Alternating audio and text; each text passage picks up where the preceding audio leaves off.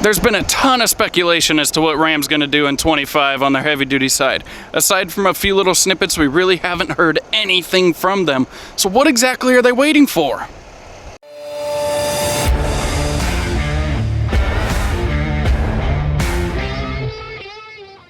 So I don't think I'm breaking any news when I say that Ram's been getting it kind of handed to them lately by pretty much everybody.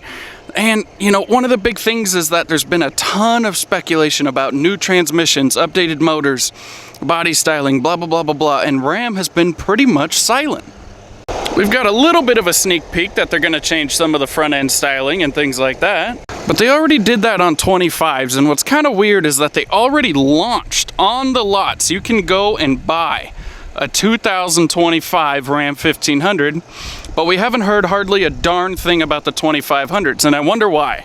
I wonder, are they waiting? Do they have something special in the bag? Or is there nothing really coming and they don't want to admit it? This video isn't about this particular truck, but if you want to know what it is, you can stop, read the window sticker. In short, it's a Level 2 Equipment Group Bighorn with the Night Edition, Cummins, 9 speakers, spray and bed liner, etc., etc.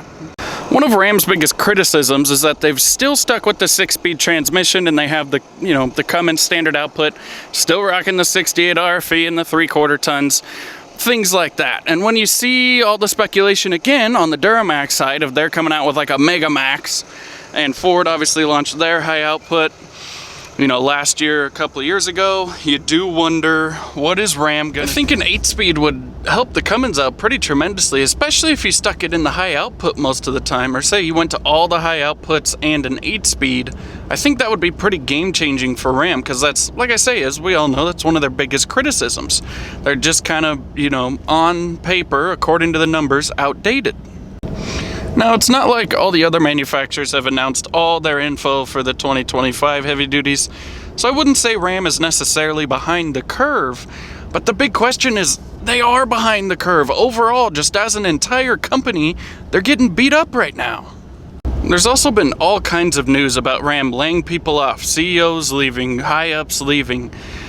But the kind of the double-edged sword with that is they've been so criticized on price point that are they getting rid of the people that can fix that, or are they getting rid of the people that caused that, right? Because if your whole business model, you know, they've always kind of been the truck that was good enough for less money, right? That was kind of their, in a broad stroke, that was kind of their thing. Reliable, blah, blah, blah, blah, blah. You know, I know some people disagree, but whatever, you get what I'm saying. So, kind of the question, they kind of lost sight of who their customer base was, and I think all the auto manufacturers kind of have, because it's not like Ford, Chevy, and GMC, and Toyota, and everybody are the same price as what they were in 2019, right? 18, 20, you name it. They've all gone up incredibly so. So, beating up Ram for it, they're not the only one here at the dance party, right? Everybody else has done the same thing. But Ram just seems to be getting obliterated for, you know, the fact that they went up as much as they did. So, while everybody's nervous about those people leaving and they're laying people off and whatever, well, A, their sales are down, so if, you know, they don't really need as many trucks and other things to be being built right now. There's a lot of speculation about they're not paying manufacturers and parts and whatever. But like I say, ultimately, are the people they're getting rid of people that you need to get rid of? I don't know about y'all, but I still love a good old Cummins, man. But anyways, like I was saying, man, I love the Cummins. But also, like I was saying, you know, if you're getting your face beaten that bad by everybody else, you would think you would want to kind of jump ahead of the curve and get ahead of the game and announce what you're doing. And, you know, we're having a new powertrain. Don't go buy one of those other trucks. We got this rock solid 8-speed coming out. It's going to be hooked up to the best Cummins you've ever seen. Blah, blah, blah, blah, blah. We're reducing prices. You know, you'd think they would be taking these leaps to get back in the game, and we just haven't heard anything. The other kind of disappointing thing is almost all the press you see out there right now about not just Ram, but Chrysler, Jeep, Dodge, Ram, blah, blah, blah, is all negative. Everything's so terribly bad about just how poorly everything's going. And like I say, while I'm not claiming that they're innocent with the pricing and everything, but it's not like nobody else raised their prices, right? maybe they did raise theirs the most or whatever, but the way they're getting kind of just dogged on right now is kind of interesting to see. And like I say, the fact they haven't done a darn thing about it. They've done some, lowering MSRPs, but net to net's not that much of a difference. And stuff like that, they really need to get these incentives pushed out. They need to get the trucks on the road, get people buying them. How are people going to buy them? If you have enough money off, you can't expect the independent dealers to just lose their tail on every truck to support your whole brand. Because let's think about when Ram was really, in their version of ahead of the game was when in 19 they come out and they drop this crazy interior, new body style, everything. They were ahead of the game, right? Now, obviously, heavy duties followed, which is the same thing that's going on right now. But this was when they caught everybody kind of with their pants down. New interior, kind of knew everything. And this truck was, I know not literally the most sold truck, but their market share went through the roof compared to everything else. And why was that? Because you could come get a Ram, which was perceived to be as nice, as capable, if not more capable and nicer with more features than the others for essentially the same or even less money. I remember we were selling limiteds in the 40s for a limited, top of the line. So that is really what kind of got Ram to the dance, essentially. That's what got them the reputation that they tried to lean on so hard while increasing their prices and everything. But you can't ever forget what brought you there, and what brought you there was value.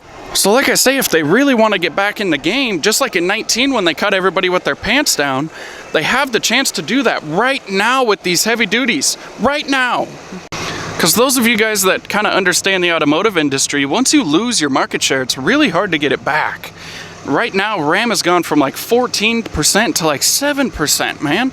So like I say, are those people leaving, are they the ones responsible for that, half the business coming in that it was a few years ago? Or are they leaving because they know they can't do what they need to do to make it happen? Because ultimately, if somebody takes your company from what it was to what it is, any company, not just auto manufacturers, anything. If you went from rock solid and at the top of your game, competition, everything, you were just dominating, and all of a sudden you're losing your tail, there's not a lot of industries where those people have a job anymore.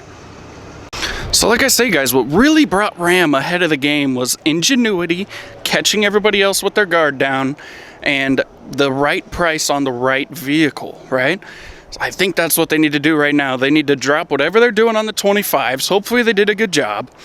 And have it at an aggressive price, right? You got to get these trucks going, especially these 24s and 23s that people still even have. Especially, more so on the 1500 side, right? Like I say, you got 2025 heavy duties, 1500s sitting on the lot right now, and you haven't said a darn thing about your heavy duties.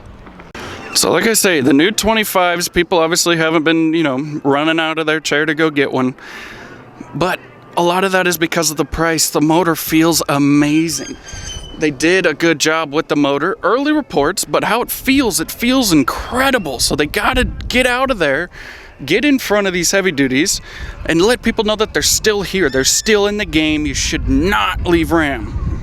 Because like I say, guys, ultimately, the Cummins is kind of a legend in its own right, and people still like the overall idea of an inline-six diesel.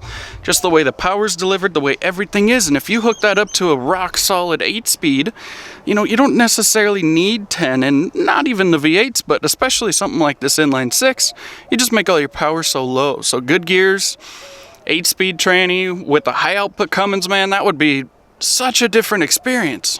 So what do you think, guys? Is Ram going to go ahead and do what they should and get us back to 6 in a row, ready to tow, 8 in a V, sit down to P? Are we going to get back to those days? Or are they going to fall by the wayside? Let me know what you think. Drop a like, leave a comment. Let me know why Ram's great, why Ford's terrible, whatever you want to say. Let me know.